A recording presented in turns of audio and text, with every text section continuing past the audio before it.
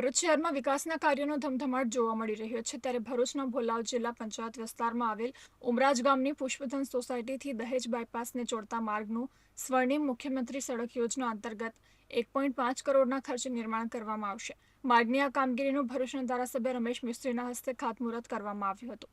આ પ્રસંગે ભરૂચ જિલ્લા પંચાયતની કારોબારી સમિતિના અધ્યક્ષ ધર્મેશ મિસ્ત્રી, અનિલ રાણા, સ્થાનિક આગેવાનો તેમજ સોસાયટીના સભ્યો ઉપસ્થિત રહ્યા હતા।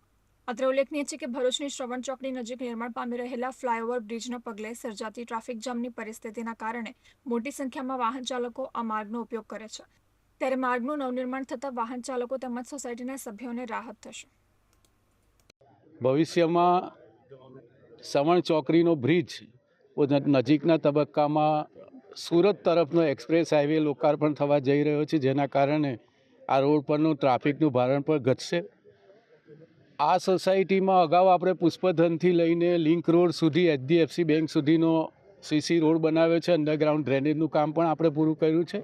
હવે પુષ્પધનથી દહેજ બાયપાસ સુધીનો રોડ 1.5 કરોડના ખર્ચે રાજ્યના મુખ્યમંત્રી સ્વર્ણિમ સડક યોજના અંતર્ગત આ રોડ મંજૂર થયો છે।